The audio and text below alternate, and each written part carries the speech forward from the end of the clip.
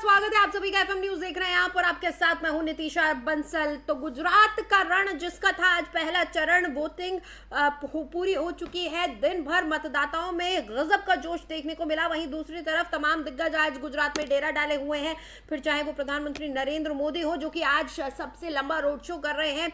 54 kilometre लंबा उनका ये रोड शो है जो कि अहमदाबाद की 16 विधानसभा सीटों को कवर कर रहा है ये रोड शो। और इसके अलावा हमने देखा कि अरविंद केजरीवाल वहां मौजूद है, राघव चड्ढा के साथ ही मान साहब वहां मौजूद है और हरभजन सिंह भी वहां पर मौजूद है। वहीं गुजरात में आज कांग्रेस के भी तमाम नेता डेरा डाले हुए हैं। उधर उत्तर प्रदेश के मुख्यमंत्री योगी आदित्यनाथ भी आज गुजरात में हैं क्योंकि दूसरे चरण के लिए आज कैंपेनिंग उनको करनी थी। और क्योंकि आज पहले चरण का मतदान चल रहा है तो बीजेपी के साथ हमने खासतौर पर यह देखा है कि जब भी किसी इंपॉर्टेंट सीट पर मतदान चल रहा होता है तो उस जगह पर आप प्रचार नहीं कर सकते हैं, लेकिन प्रधानमंत्री नरेंद्र मोदी और तमाम स्टार प्रचारक दूसरी जगह पर ऐसा ताबड़तोड़ प्रचार प्रसार करते हैं, ऐसी रैलियां और जनसंपर्क करते हैं कि मैसेज लाउड एंड क्लियर उस जगह पर भी पहुंचे जहां पर मतदान चल रहा है। तो दिन भर हमने आपको सारी तस्वीरें दिखाई हैं। आज गुजरात में पहले चरण के मतदान में 788 उम्मीदवारों की किस्मत का फैसला जनता ने किया है। 89 सीटों पर आज मतदान हुआ है जिसमें 2 करोड़ से ज्यादा जनता ने आज मतदान किया है।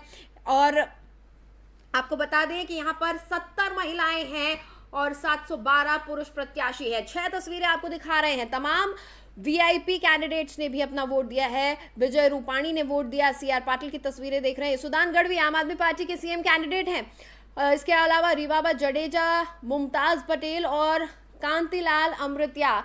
6 तस्वीरें आपकी टेलीविजन स्क्रीन पर एक एक कर सभी वीआईपीज ने भी अपने मतदान का, अपने मताधिकार का इस्तेमाल किया। तमाम तस्वीरें हमने दिन भर आपके पास पहुंचाई और 19 जिलों के 89 सीटों पर आज मतदान हुआ है। दिग्गजों ने भी अपने वोट डाले हैं।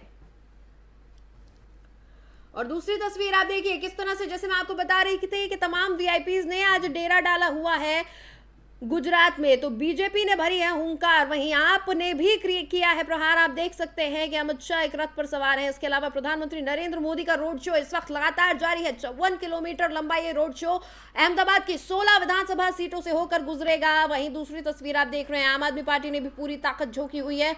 गुजरात में नजर आ रहे हैं सीएम अरविंद केजरीवाल, साथ ही मान उनके साथ है। इसके अलावा आपको बता दें कि हरभजन सिंह भी यहाँ पर मौजूद है जो कि राज्यसभा सांसद हैं आम आदमी पार्टी से। वहीं हरभजन सिंह के अलावा राघव चड्ढा भी मौजूद हैं। तमाम तस्वीरें हम आपको दिखा रहे हैं। तो आज दिन भर गुजरात में ये तमाम तस्वीरें नजर आई, हलचल चलती रही। कहीं प्रथम चरण का मतदान था तो कहीं दूसरे चरण के लिए जोर शोर से प्रचार प्रसार हो रहा था। आज उत्तर प्रदेश के मुख्यमंत्री योगी आदित्यनाथ भी वहां पर मौजूद थे। कई जनसभाएं, कई रैलियां की गई।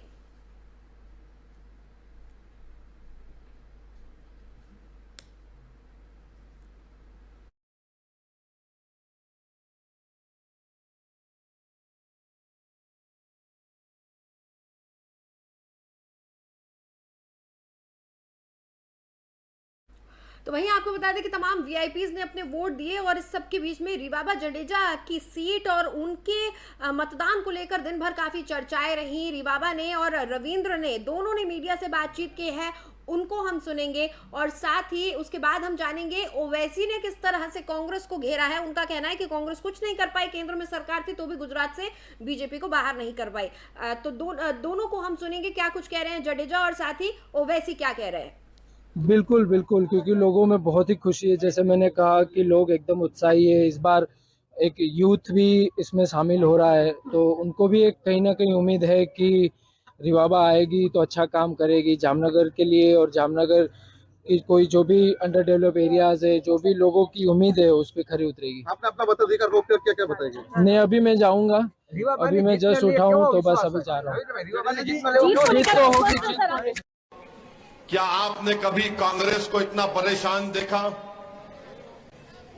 क्या आपने जमालपुर में कांग्रेस को इतना परेशान देखा? कभी देखा इतना परेशान आपने कांग्रेस को? क्यों कांग्रेस परेशान है? कांग्रेस इसलिए परेशान है कि आपके वोट की कीमत और अहमियत बढ़ गई जब से मजलिस यहां पर आ गई। वरना पहले क्या था कि नहीं नहीं ये कहां डालेंगे, ये उनसे डर के, मोदी के डर से हम वोट डालेंगे। अब ओवैसी आपके दरमियान में आकर कह रहा है कि आपके वोट की कीमत है, आपके वोट की अहमियत है। ना आप मोदी अमित शाह से डरेंगे, ना कांग्रेस से डरेंगे, बल्कि आप अपने बच्चों के मुस्तकबिल से डर के मंजलिस को वोट देना चाहिए। इसीलिए आज कांग्रेस के लोग आपके घर पर आकर, आपके रोड पर मिलकर आपसे कह रहे हैं कि ओवैसी की बातों में मत आओ, आप हमको वोट दे दो। मैं आपके सामने ये अर्ज करना चाह रहा हूं कि बार बार कांग्रेस पार्टी के लोग ये बोलते हैं कि साबिर काबुलीवाला ने 2012 में क्या किया।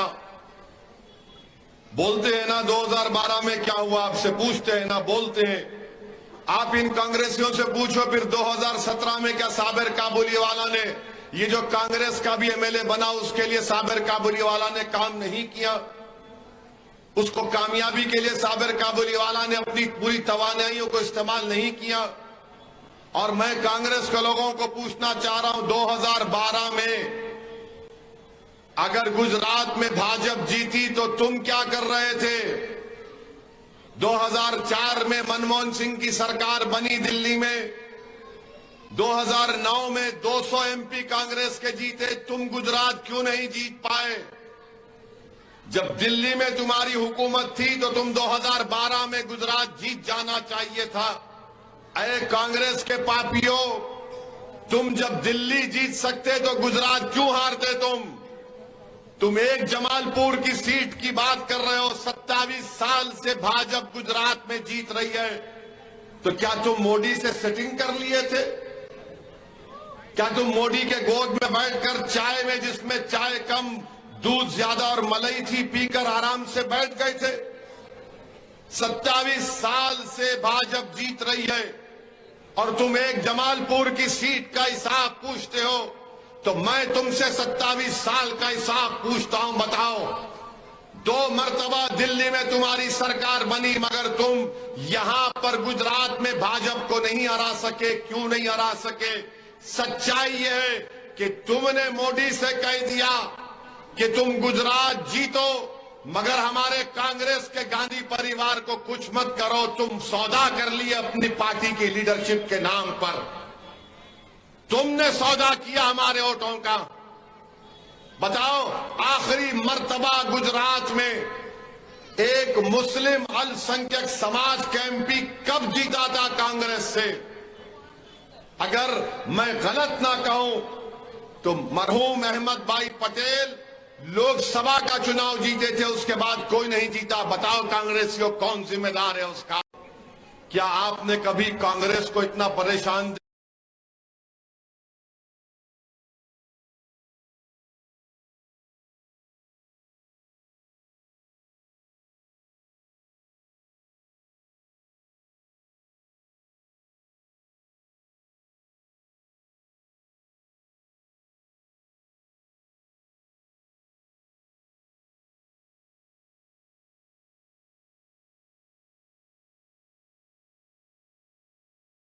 तो गुजरात के चुनावी समर में आज पहले चरण से गुजर चुका है गुजरात, और गजब की दीवानगी देखने को मिली, जिस बीच प्रधानमंत्री नरेंद्र मोदी अपना रोड शो कर रहे थे। दरअसल लगातार उनका ये रोड शो जारी है और इस रोड शो में भी कई अलग अलग तस्वीरें देखने को मिली हैं। तमाम लोग रोड शो में उनके पीछे भागते हुए नजर आ रहे थे और 54 किलोमीटर लंबा उनका ये रोड शो है। और इस वक्त की ताज़ा जानकारी है, मैं आप तक पहुंचा दूं। गुजरात में पहले चरण का मतदान पूरा हो चुका है और जो वोटिंग परसेंटेज हमारे पास आ रहा है इस वक्त, वो आपको बता दें 19 जिलों की 89 सीटों पर वोटिंग हुई है।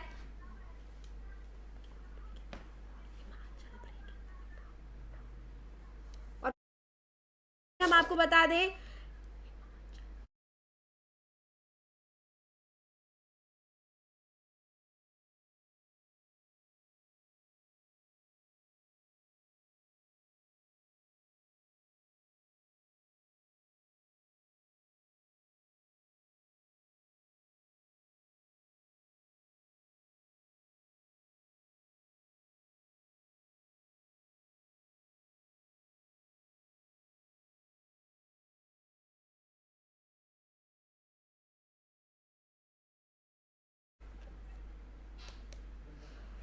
तो आपको बता दें कि जो वोटिंग परसेंटेज है 5 बजे तक का पहले चरण की जो वोटिंग हुई है 56.88% मतदान हुआ है, जिसमें शाम 5 बजे तक चुनाव आयोग की तरफ से जो अपडेट आया है उसमें 57.08% लोगों ने अपना मताधिकार का इस्तेमाल किया है और सबसे ज्यादा निजार विधानसभा सीट में 77.87% मतदान हुआ है और सबसे कम गांधीधाम में 39.89% मतदान हुआ है। तो मतदान का जो प्रतिशत है दरअसल कुछ खास ज्यादा नहीं रहा है। मतदान का प्रतिशत काफी कुछ कहता है और मतदान प्रतिशत पर हम बात करेंगे क्योंकि देखिए मतदान में ये कहा जाता है कि अगर मतदान प्रतिशत ज्यादा है तो ये दर्शाता है कि जनता संतुष्ट है, जनता बढ़ चढ़कर वोटिंग में हिस्सा ले रही है। लेकिन मतदान प्रतिशत अगर कम हो तो वो चिंता का एक विषय बन जाता है सत्तारूढ़ पार्टी के लिए। और यहाँ पर क्योंकि बीजेपी लगातार 27 सालों से सत्ता में काबिज है तो अगर वोटिंग परसेंटेज कम हो रहा है तो शायद बीजेपी को एक बार सोचने की जरूरत जरूर पड़ेगी कि ये वोटिंग परसेंटेज पहले चरण में क्यों कम था, क्या वजह थी। और आपको बता दें पहले चरण में जिन सीटों पर मतदान हुआ है उनमें कई ऐसी सीटें थी दरअसल जिन पर 2017 में कमजोर नजर आई थी बीजेपी। और इस पर हम चर्चा करने वाले हैं, हमारे साथ कुछ खास मेहमान जुड़ रहे हैं, उनसे मैं आपका तारुफ करवा दूं। मेरे साथ इस वक्त आई सिंह भदौरिया साहब जुड़े हुए हैं, बीजेपी के नेता हैं। वहीं दूसरी तरफ मेरे साथ में निरंजन पोद्दार साहब जुड़े हुए हैं, राजनीतिक विश्लेषक हैं। बहुत बहुत स्वागत है सर आप दोनों का FM न्यूज पर। सबसे पहले मैं निरंजन पोद्दार साहब आपके पास आऊंगी। पोद्दार साहब, जो वोटिंग परसेंटेज है, जो अपडेट पहुंचा है, वो कुछ खास अच्छा नजर नहीं आ रहा है। हम ये नहीं कह सकते कि बढ़ चढ़कर लोगों ने इस प्रथम चरण में मताधिकार का इस्तेमाल किया है। देखिए नीतीशा जी, बहुत ही दुर्भाग्यपूर्ण बात है कि हमारे देश के अंदर आज जब युवा पीढ़ी, जिसको हम कहते हैं, प्रधानमंत्री जी कहते हैं कि ये युवाओं का देश है और युवा भारत माना जाता है, और उसके बावजूद भी अगर यहाँ पे वोटिंग परसेंटेज मान के चलिए 60 से 70% के बीच में होता है, तो मेरे हिसाब से ये एक हमारी जो शिक्षा में जो हमारे जो लिटरेट लोग हैं उनके ऊपर भी, और जो युवा जो अपने आप को कहते हैं पढ़े लिखे और बुद्धिशील जो लोग कहते हैं उनके ऊपर भी एक तमाचा है। क्योंकि लोकतंत्र के अंदर नीतीशा जी, ये जो चुनाव व्यवस्था है, जो वोटिंग डालने का जो अधिकार है, ये आपका अधिकार के साथ साथ आपका एक दायित्व भी है।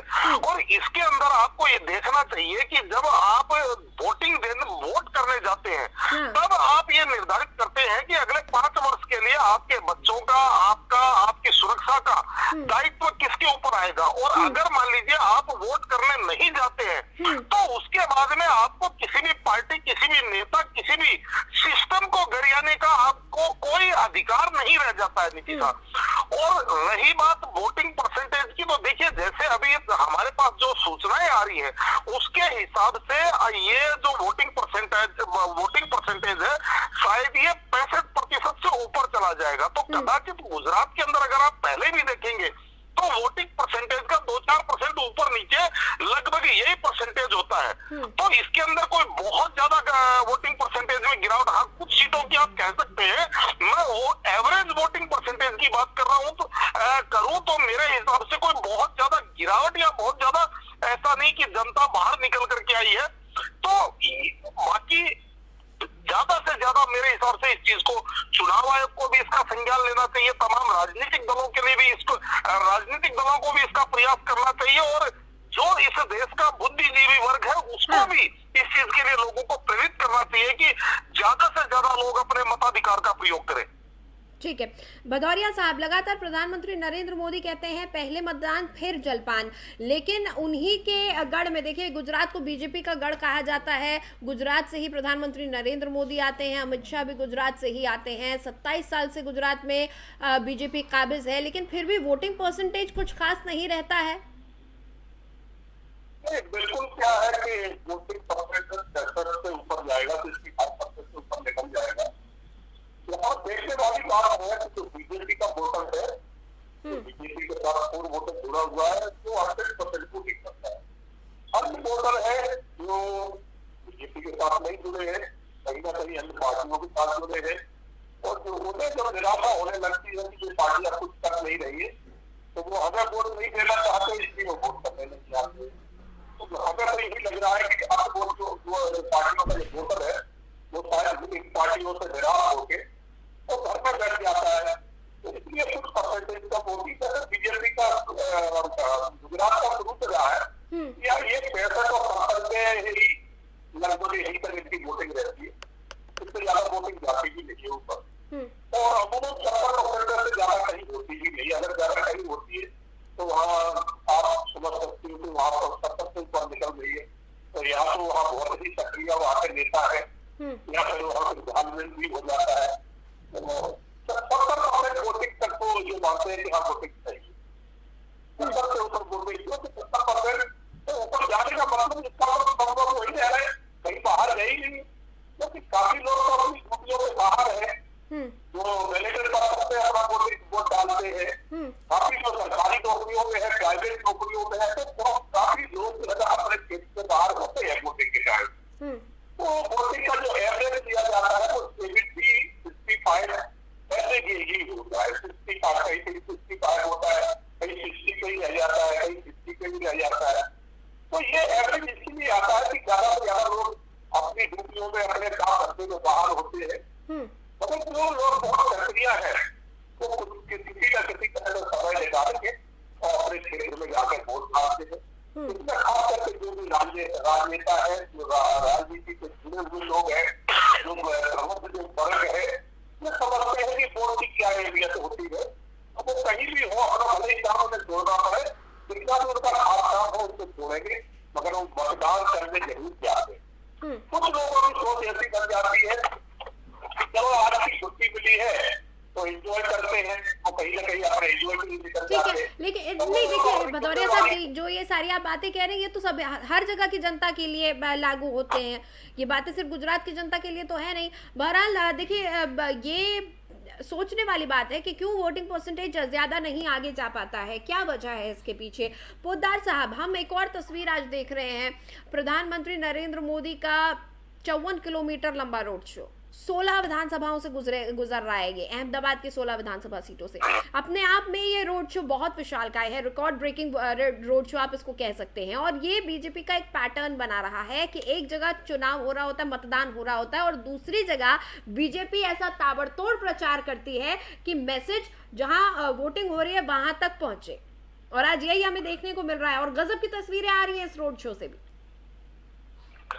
देखिए नीतीशा जी, मैं जो आपके चैनल के ऊपर बार बार कहता हूं कि जो आज का विपक्षी दल है वो बेशक भारतीय जनता पार्टी को गरियाता हो, बेशक वो ईवीएम पे ठीकरा फोड़ता हो, बेशक वो चुनाव आयोग पे या हमारी जो संवैधानिक संस्थाएं हैं उनके ऊपर बेशक ठीकरा फोड़ता हो, लेकिन मैं आज बार बार एक बात कह रहा हूं कि जो पिछले 8-10 वर्षों में जो वर्तमान भारतीय जनता पार्टी का जो नेतृत्व है, और इन्होंने जो राजनीति का एक नया आयाम पैदा किया है, या यूं कहें कि राजनीति एक नया डिस्कोर्स इन्होंने बनाया है, उसका अनुसरण सभी को करने की आवश्यकता है। अब समस्या क्या आती है नीतीशा, कि स्वयं तो कोई आदमी इतना पसीना बहा नहीं सकता, बहाने की उनकी क्षमता भी नहीं है, और बहाने की उनकी इच्छा भी नहीं है, और प्रयास भी नहीं करते। और दूसरी तरफ जब कोई, मान लीजिए कोई ज्यादा परिश्रम करता है, ज्यादा पसीना बहाता है और अच्छे परिणाम लेकर के आता है, तो उसके बाद में एम्पायर पे उंगली उठाना चालू कर देते हैं, कभी टर्फ पे उंगली उठाना चालू कर देते हैं। आज भारतीय जनता पार्टी का पैटर्न विपक्ष को समझना पड़ेगा, उनको चाहे मेरी बात कितनी ही अप्रिय लगे, लेकिन उनको ये देखना पड़ेगा कि भारतीय जनता पार्टी का केंद्रीय नेतृत्व एक तो अपने आप को बड़ा नेता, छोटा नेता इस तरीके से किसी भी चीज में विभाजित नहीं करता। भारतीय जनता पार्टी का सबसे बड़ा काम ये है कि जो आज का जो राजनीतिक इनका जो मैं कहूँ संस्कृति जो इन्होंने अपनाई है कि एक चुनाव के तुरंत बाद अगले चुनावी मोड में ये लोग आ जाते हैं। दूसरी बात, जो इनके जो आज सिरमौर है माननीय प्रधानमंत्री नरेंद्र मोदी जी, वो और अमित शाह जी, वो भी इस चीज को नहीं देखते, और वो छोटे से छोटा और बड़े से बड़ा किसी भी चुनाव में उतना ही परिश्रम करते हैं जितना आप ये मान के चलिए, ये मान करके चलते हैं कि यही हमारा फाइनल और हमारा सबसे महत्वपूर्ण चुनाव है। चाहे उसके अंदर आपने देखा होगा हैदराबाद के अंदर नगर निगम चुनाव के अंदर भी इन्होंने उतना ही पसीना बहाया, और आज गुजरात के अंदर भी आप देखेंगे तो ये उसी परिपाटी का इनका एक परिदृश्य आपको नजर आ रहा है। और दूसरी सबसे बड़ी बात क्या है नीतीशा जी, वो ये है कि जिस तरीके से प्रधानमंत्री जी आकर के फ्रंट फुट के ऊपर खेलते हैं और आज जनता का उनके अंदर एक भरोसा, और भगवान जाने मैं तो ये कहता हूं कि ऐसे जो तपस्वी लोग होते हैं, इतनी क्षमता उन्हीं में हो सकती है जो 16-16, 18-18 घंटे बिना थके, बिना रुके और बिना सुस्ताए अपने कार्य को करते हैं। आज प्रधानमंत्री जी ने ये चीज आपके सामने साबित कर दी कि भाई एक जगह ऐसा नहीं कि भाई चुनाव प्रचार थम गया है, यानी कि पहले चरण का चुनाव प्रचार थम गया है तो अब 2-3-4 दिन का रेस्ट ले ले या कहीं अपने किसी और चीज, वो दिन के अंदर अपने प्रधानमंत्री कार्यालय को भी संभालते हैं और गुजरात के अंदर चुनाव प्रचार को भी देखते हैं और अपना जो उनका सेक्रेटरी है उसको भी वो पूरे दिन, मतलब आप ये मान के चलिए 24 घंटे में एक बार उनको भी वो जरूर मॉनिटर करते हैं, रिवाइव करते हैं। तो इतना परिश्रम जो चीज होती है वो परिणाम अवश्य देता ही देता है नीतीशा जी, इसमें कोई कहने या सुनने वाली बात नहीं है। भदौरिया साहब, क्या आपको लग रहा है वोटिंग परसेंटेज तो हम देख रहे हैं बहुत औसत वोटिंग परसेंटेज आ रहा है, लेकिन जब मतदाता की बात होती है तो AIM, IM और आम आदमी पार्टी का आपको क्या इम्पैक्ट पड़ता नजर आ रहा है? नहीं नीतीशा जी, हमारा इससे कोई सरोकार नहीं है और ना ही इससे हमें कोई इसके प्रति हमें कुछ सोचने की जरूरत पड़ती है, क्योंकि आज की जनता बहुत समझदार है और आपने देखा जिस टाइम जो है ना, जो जिस तरह से लोगों में कल की खबरें पहुंचती, न्यूज पहुंचती है, लोग देखते हैं। आज हाईटेक जमाना है, हर किसी के हाथ में इंटरनेट है, तो इससे कोई चीज छुपी नहीं है। तो ये देखते हुए लोग समझ जाते हैं कि ये लोग सिर्फ कुछ परसेंटेज वोट काटने वाले हैं और सरकार को देश को कुछ देने वाले नहीं है। वोट काट तो ये वोट काटेंगे और इसका लाभ बीजेपी को मिलेगा? नहीं, बीजेपी को बीजेपी कभी लाभ और हार नहीं देती, बीजेपी अपनी तरफ से विश्वास है। सर, अगर लाभ और हानि नहीं देगी तो राजनीति कैसे होगी? नहीं भदौरिया साहब, लाभ और हानि नहीं देगी तो सर जीत और हार का फैसला कैसे होगा, राजनीति कैसे होगी? नहीं, आप मेरी बात सुने, मैं इनके वोटों की बात कर रहा हूँ, तो ये क्या करते हैं, मैं अपनी बात नहीं कह रहा हूँ। मैं तो अपना काम करते हैं, वो जनता के सामने सीधे ठोक के लेके जाते हैं। ठीक है। इस तरह से आप देखिए, आज हमारे प्रधानमंत्री देश के माननीय नरेंद्र मोदी जी आज सुबह से 30 न्यू रोड में निकले हुए हैं। क्या किसी नेता में, पार्टी के नेता में भी डर है? इतना करके दिखा सकते हैं। तो हमारे यहाँ यही एक उसूल है, हमारे यहाँ एक पूरा सिद्धांत है कि हमें चुनाव को हल्के में नहीं लेते, हम चुनाव को उसी तरह से लड़ते हैं, युद्ध स्तर पर लेके जाते हैं। चुनाव को कभी हल्के में, कोई भी चुनाव हल्के में नहीं देते। और सबसे बड़ी बात क्या है, हमारा आत्मबल इसलिए ज्यादा बढ़ा हुआ होता है कि जनता के बीच में हम पूरे 5 साल देते हैं, उनके बीच में पूरे 5 साल उनके विकास कार्य करते हैं और उनके बीच में जाते हैं। हम आपको नहीं करते कि झूठ बोल के चुनाव जीत दिया, रेवड़ी बांट के और फिर 5 साल अपने शकल नहीं दिखाना है। मगर हमारे यहाँ सबसे बड़ी बात यही तो है, आज अपने गुजरात में 80 से अधिक विधायकों से टिकट नहीं दिए। क्यों नहीं दिए? इसलिए नहीं दिए कि जनता से जो नहीं जुड़ा है उसको हम चुनाव नहीं लगाएंगे। हम उसी कैंडिडेट को लेके आएंगे जो जनता में अपनी पकड़ रखता है, जनता जिनके ऊपर भरोसा करती है। भले आप चुनाव जीत सकते हो, बड़ी बात नहीं है, तो चुनाव जीतने के बहुत से तरीका होते हैं, मगर जनता में आप नहीं जुड़े हो तो आप जो है, हमारी पार्टी बिल्कुल ऐसे कैंडिडेट को लाइक नहीं करती। हमारी पार्टी का कहना है कि आप पहले जनता में जुड़िए, जनता का विश्वास कीजिए। जिस तरह से आज हमारा मुखिया आप देखिए किस तरह से घूम रहा है, आज पूरी दुनिया का विश्वास में जीता हुआ है। तो ऐसे ही कैंडिडेट हम लेके आते हैं, हम उन कैंडिडेटों को भरोसा करते हैं कि जनता के भरोसा है। ठीक है, इसलिए हम चुनाव समझ के लड़ते हैं। ठीक है पोद्दार साहब, फाइनल कमेंट आपका। पहले चरण का मतदान हो चुका है, अभी दूसरे चरण का बाकी है और हम देख भी रहे हैं किस तरह से पुरजोर ताकत सभी पार्टियों ने झोंकी हुई है। जी नीतीशा जी, देखिए ऐसा है कि गुजरात का चुनाव परिणाम तो असंभावी है। इसके अंदर मुझे नहीं लगता कि कोई बहुत बड़ा फेरबदल होने वाला है। बस गुजरात के अंदर तो ये देखने वाली बात है कि भाई जीत का और हार का अंतर क्या होता है। केवल मेरे हिसाब से चुनाव परिणामों के अंदर इतनी ही प्रतीक्षा बाकी है। लेकिन एक चीज मैं अभी कहना चाहूंगा नितिशा जी, जो अभी आईपी सिंह जी से भी बात हो रही थी और मैं भी इससे पहले चर्चा कर रहा था। देखिए, भारतीय जनता पार्टी के अंदर जिस तरीके से नरेंद्र मोदी जी फ्रंट फुट पे आकर के सारा चुनाव लड़ते हैं और जिस तरीके से परिश्रम करते हैं, जिस तरीके से पसीना बहाते हैं, ये भारतीय जनता पार्टी के मेरे हिसाब से वर्तमान में तो भारतीय जनता पार्टी के अच्छे दिन ला सकते हैं। लेकिन मुझे ऐसा लगता है कि कहीं ना कहीं ये भविष्य के अंदर भारतीय जनता पार्टी के लिए ये चीज घातक साबित होगी।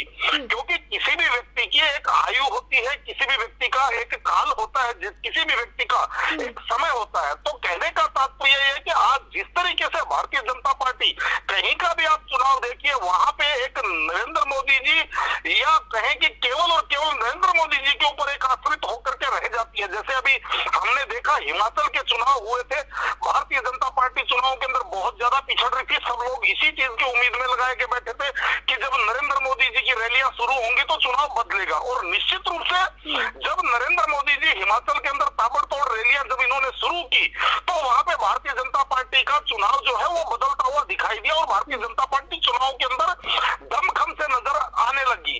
तो मेरा कहने का तात्पर्य यही है कि ये कहीं भारतीय क्रिकेट टीम की जैसे ना हो जाए कि जैसे महेंद्र सिंह धोनी जी के रिटायरमेंट के बाद में आज भारतीय टीम अपने लिए एक सर्वश्रेष्ठ या महेंद्र सिंह धोनी जैसा नेतृत्व खोज रही है। तो कोई ऐसा ना हो कि भारतीय जनता पार्टी को भी कल को ऐसी ही चीज का सामना करना पड़ जाए। तैयार करे भारतीय जनता पार्टी, तभी आगे भविष्य में भी ये कायम रह सकता है जो कमल का जलवा फिलहाल देखने को मिल रहा है। भदौरिया साहब, आपका फाइनल कमेंट। बिल्कुल, हमारे जो कह रहे हैं हम उनके ऊपर कोई तर्क नहीं करेंगे। बाकी हमारी पार्टी एक पार्टी है। पहले आपने देखा होगा जब अटल जी, हमारे माननीय स्वर्गीय अटल जी हुआ करते थे, अब भी लोग आज कहते थे कि अटल जी जैसा आएगा उस पार्टी को कोई नेतृत्व नहीं कर पाएगा। मगर मोदी जी आए, उन्होंने, हम ये नहीं कहेंगे कि उन्होंने उनका खर्च कम कर दिया, क्योंकि हमारे जो सम्मानीय, हमारे पूर्वज जो सम्मानी बने रहते, इस तरह से मोदी जी ने इसी तरह से हमारी एक पूरी टीम रहती है। अगर जो हमारा मीडिया है उसका दायित्व अपना समझ के इस हिसाब से कार्य करते हैं। बाकी हमारे यहाँ कोई भी नहीं है, आप किसी को कम वहां पे तो बिल्कुल नहीं, एक से बढ़ के एक है। मुझे लगता है ये चर्चा लंबी चलने वाली है, क्योंकि मैंने फाइनल कमेंट किया था, लेकिन पोद्दार साहब ने भी पूरी राय रखी है। संजीव अडवाणी जी के बीच में 10 वर्ष वनवास काटना पड़ा भारतीय जनता पार्टी को। ठीक है, हम इस पर आगे भी चर्चा करेंगे, लेकिन फिलहाल क्योंकि समय मेरे पास खत्म हो रहा है। जी भदौरिया साहब, अपनी बात को आप प्लीज खत्म करें। जी, मैं वही कहना चाह रहा हूँ कि हमारे हल कभी नहीं है। एक से टक्कर देता है, एक से टक्कर नेतृत्व देने वाले, एक से टक्कर मार्गों संभालने वाले हैं। मगर क्या है कि हमारे दायित्व होता है। आज प्रधानमंत्री हमारे मुखिया है, तो वो अपना दायित्व समर्पित काम कर रहे हैं और दुनिया उनको आप संभालने में बैठा है। तो ये हमारे यहाँ कभी ये लाइन टूटेगी नहीं, तो पीछे लाइन तैयार रहती है। ठीक है, बातें जो होगी उसको हम नहीं कह सकते, मगर हमारे यहाँ जो पीछे लाइन संभालने के लिए खड़ी है, तो वो लाइन कमजोर नहीं आएगी, बल्कि प्रदर्शन करेगी आगे। ठीक है, चलिए, बहुत बहुत शुक्रिया भदौरिया साहब और पोद्दार साहब, आप हमारे साथ जुड़े, अपने FM न्यूज़ पर अपना कीमती समय दिया। तो गुजरात चुनाव में प्रथम चरण का मतदान पूरा हो चुका है और सभी पार्टियों ने आज दूसरे चरण के मतदान के लिए प्रचार प्रसार भी बहुत जोर शोर से किया है। अब देखना ये होगा कि पहले चरण में जो वोटिंग परसेंटेज जो बहुत ही औसत नजर आ रहा है, वो दरअसल सत्तारूढ़ पार्टियों के लिए चिंता का विषय है या नहीं है। क्या कांग्रेस और आम आदमी पार्टी के बीच 2 नंबर की लड़ाई चल रही है? क्या AIM और आप यहां पर सिर्फ वोट काटने का काम करती नजर आएंगी? इन सभी सवालों का जवाब हमें बहुत जल्द मिलने वाला है कि आज जनता ने अपना मन किसके प्रति बनाया हुआ था। ये सब हमें पता चल जाएगा जैसे ही EVM खुलेगा और मतदाताओं के मन की जो बात है वो सबके सामने आएगी। बहरहाल फिलहाल इस खास पेशकश में इतना ही। खबरों के लिए आप बने रहिए FM न्यूज़ के साथ।